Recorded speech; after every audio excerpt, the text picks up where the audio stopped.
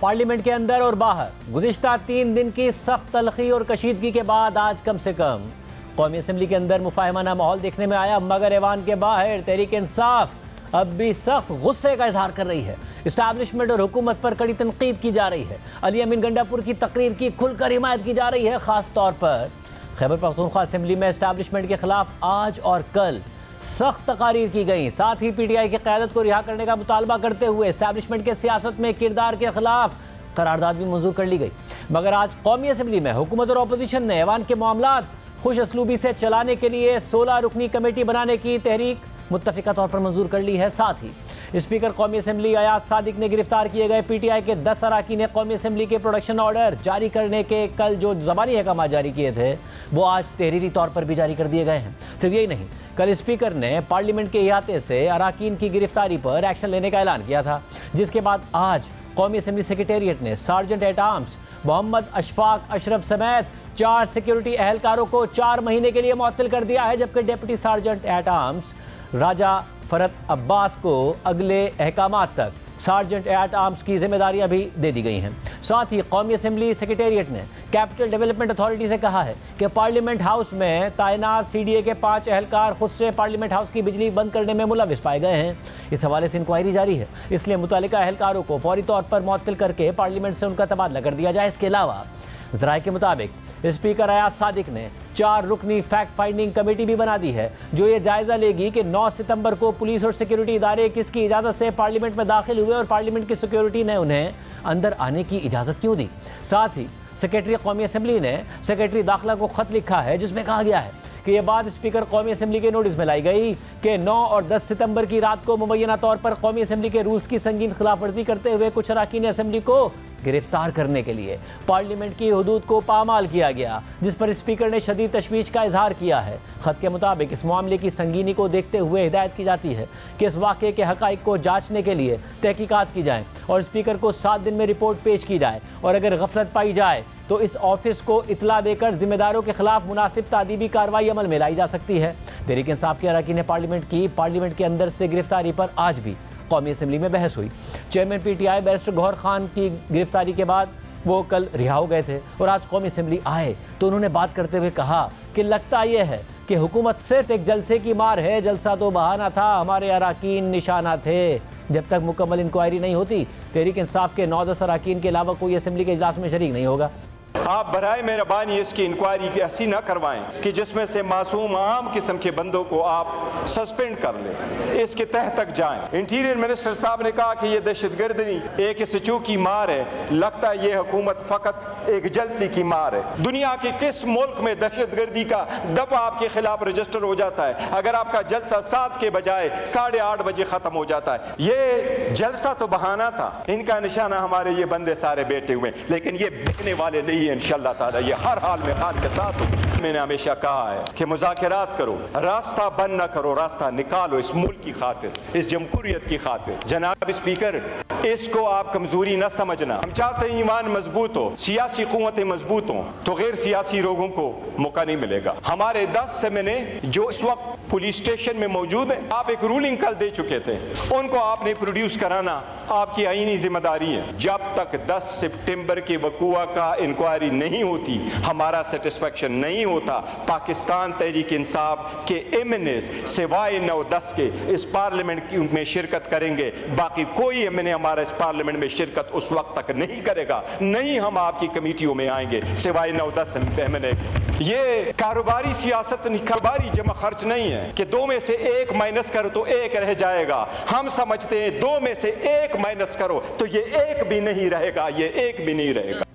اس کے بعد Peoples party کے چیئرمین بلاول بھٹو زرداری نے خطاب کرتے ہوئے کہا کہ اگر حکومت کا کام صرف یہ ہے کہ آج کسی کو بند کرنا ہے تو پھر کل میں اور آپ بھی جیل میں ہوں گے۔ بلاول بھٹو زرداری نے اسپیکر کو تجویز دی کہ ایک ایسی کمیٹی بنائی جائے جو ایوان کو فعال کر سکے۔ سیاست اپنی جگہ، اپنی ورکنگ ریلیشن شپ رکھنا ہے، جس کام کے لیے آپ منتخب ہوئے ہیں ہمیں اپنا ذمہ داری ادا کرنا پڑے گا۔ اگر حکومت کا صرف کام یہ ہوگا کہ day to day fire fighting کے بجائے ہم اس آگ پہ مزید تیل ڈالیں گے تو آگ کا بھی کام نہیں ہوگا۔ حکومت کا کام صرف یہ ہے کہ آج ہمیں کس کو بند کرنا ہے۔ خان نے ہم سے یہ کیا تھا، ماحول خراب کیا تھا، کو اس کے جواب میں نے پتھر کا جواب پتھر سے، اینٹ کا جواب اینٹ سے دیں گے۔ تو ایک دن کے لیے آپ لوگ خوش ہوں گے، لیکن کل میں اور آپ اسی جیل میں ہوں گے۔ یہ کوئی فرق نہیں پڑتا کہ آپ کا سابق وزیر اعظم چند مہینے کے لیے جیل میں ہے، آپ لڑے ان کا کیس بیرسٹر صاحب، آپ جیل میں لڑے، آپ عوام میدان میں لڑے، یہاں آ کے عوام کا خدمت کرے، عوام کا کام کرے۔ جناب اسپیکر، میں آپ سے ریکویسٹ کہ اس ہاؤس کو پہلے فنکشنل کرے، پھر ہم اس ملک کو فنکشنل کر سکیں۔ ایسا کمیٹی بنائے جو ہائی پاور کمیٹی، جو ہمیں تجویز دے، جو آپ کو تجویز دے، جو نیشنل اسمبلی کو تجویز دے کہ اس ہاؤس کو ہم کیسے فعال کر سکتے۔ قانون بنانا ہمارا کام ہے، رولز بنانا ہمارا کام ہے، ماحول بنانا بھی ہمارا کام ہے۔ میرا ریکویسٹ ہے کہ ایسا کمیٹی بنائیں جس میں تمام جماعتوں کا نمائندگی ہو، اور وہ جماعت بھی جو حکومت وقت شاید پسند نہیں کرتے۔ وزیر دفاع خواجہ آصف نے اجلاس سے خطاب کرتے ہوئے کہا کہ نقاب پوش افراد اور پولیس کا اندر آنا ایوان کے تقدس کی خلاف ورزی ہے، لیکن ایک شخص وفاق اور آئین کو چیلنج کر کے چلا گیا، اس کی بھی تو کوئی مذمت کرے۔ اگر آپ ان کے پروڈکشن آرڈر ایشو کرتے ہیں مجھے کوئی اعتراض نہیں، اسد قیس صاحب نے ایشو نہیں کیے اور آپ کو بھی نہیں کرنے چاہیے، نہیں یہ نہیں ہونا چاہیے۔ جو تقاریر ہوئیں اس یہاں جلسے میں اور جو لینگویج چیف منسٹر کے پی نے استعمال کی، اگر وہ لینگویج استعمال نہ کی ہوتی تو یہ واقعہ جو ہے نہ ہوتا۔ اگر پرسوں رات جو ہے کو اس میں کوئی لائن کراس ہوئی تو اس دن جلسے کے اندر تو کئی لائنیں کراس ہو گئیں۔ آپ کے ذمے ہے کہ کوئی راستہ نکالیں، ایوان کو فنکشنل کیا جا سکے۔ جو کل رات واقعہ ہوا ہے اس کی کوئی بھی جو ہے تعریف نہیں کرتا۔ واقعی یہاں پہ نقاب پوش لوگوں کا آنا، پولیس کا اندر آنا، یہ ہماری ایک کولیکٹیو جو ہے ہمیں وائلیٹ کیا گیا ہے، کولیکٹیولی وائلیٹ کیا گیا ہے، اس میں کوئی شک نہیں۔ لیکن ایک شخص جو ہے وہ آ کے گالی دے کے، لٹرلی گالی دے کے، فیڈریشن کو چیلنج کر کے، آئین کو چیلنج کر کے وہ چلا جاتا ہے، کوئی اس کو بھی تو کنڈیم کرے۔ آج قومی اسمبلی کے اندر پی ٹی آئی اور حکومت کا نسبتاً مفاہمانہ رویہ نظر آ رہا تھا۔ اس وقت ایوان کے باہر اور خیبر پختونخوا اسمبلی میں حالات مختلف تھے۔ پی ٹی آئی کے رہنما عمر ایوب، شبلی فراز، حضرت قیصر اور زرتاج گل نے آج پشاور ہائی کورٹ سے راہداری ضمانت لے لی، جس کے بعد عمر ایوب نے کہا کہ پارلیمنٹ سے ہونے والی گرفتاریوں پر اگر اسپیکر ایاز صادق کو ایف آئی آر کٹوانی ہے تو انٹیلیجنس ایجنسیوں کے ڈی جیز کے خلاف کٹوائیں، جبکہ سابق اسپیکر اسد قیصر نے ایاز صادق کے اقدامات پر عدم اطمینان کا اظہار کیا۔ اس فاشسٹ حکومت نے اور اسٹیبلشمنٹ میں میں بات کروں گا آپ کی انٹیلیجنس ایجنسیوں میں، انہوں نے 8 سپتمبر کو مختلف رستے روکے اور خود انہوں نے یہ یقینی بنایا کہ جلسہ 7 بجے سے بعد میں ختم ہو۔ آپ کے خفیہ ایجنسیوں کے ایجنٹس نقاب پوش انہوں نے پارلیمنٹ پہ حملہ کیا۔ اسپیکر صاحب ایف آئی آرز آپ نے کرنی ہے تو انٹیلیجنس ادارے جن میں I S I, M I, I B, F I U, special branch, آپ نے ان کے انسپیکٹر یا حوالدار کے خلاف نہیں کرنا۔ اسپیکر ایاز صادق صاحب آپ نے ایف آئی آر کرنے ہیں تو ان انٹیلیجنس اداروں کے ڈائریکٹر جنرلز کے خلاف آپ کریں، یہ ہماری ڈیمانڈ ہے۔ اور ہم لوگ اپنے وزیر اعلیٰ کے پی علی امین خان کے ساتھ شانہ بشانہ کھڑے ہیں۔ اسپیکر صاحب، جو آپ نے اقدامات کی بہت توڑے ہیں، یہ اس سے ہم مطمئن نہیں ہونے۔ ہم نے خود دیکھنا ہے کہ جس طرح عمر ایوب صاحب نے کہا کہ آپ ایف آئی آر کس کے خلاف کاٹتے ہیں اور کتنا جرت دکھاتے ہیں۔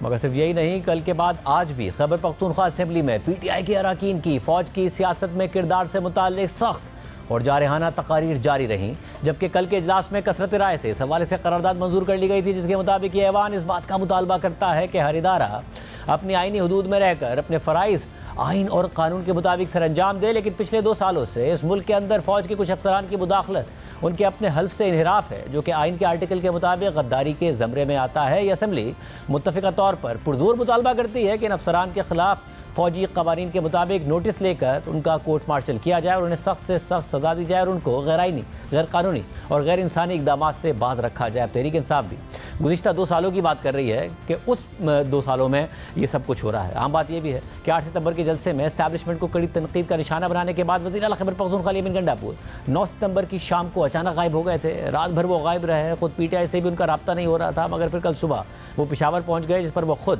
اور پی ٹی آئی کی قیادت کا موقف ہے کہ وزیر اعلیٰ سرکاری حکام جس میں ایجنسیز بھی شامل تھی ان سے میٹنگ میں مصروف تھے، مگر تب سے وزیر اعلیٰ خیبر پختونخوا منظر عام پر نہیں آ رہے تھے۔ لیکن آج انہوں نے پشاور میں بار کی تقریب سے خطاب کیا ہے، اپنا موقف سامنے رکھا ہے، کہا ہے کہ 2 قانون، 2 نظام اور 2 پاکستان نہیں چل سکتے، سب کے لیے ایک جیسا قانون اور ایک جیسا نظام ہونا چاہیے. اپنے حق، انصاف اور حقیقی آزادی کے لیے بات کرنا ترک نہیں کریں گے. آئین ہمیں اجازت دیتا ہے کہ ہم اپنے حقوق کا دفاع کریں. اگر میں یہ بات کروں تو پھر کہا جاتا ہے کہ میں لوگوں کو اکسا رہا ہوں. جبر، پریشر اور کرسی کے لیے مجھ سے میرا مذہب کا بتایا ہوا راستہ چھیننا چاہتے ہیں.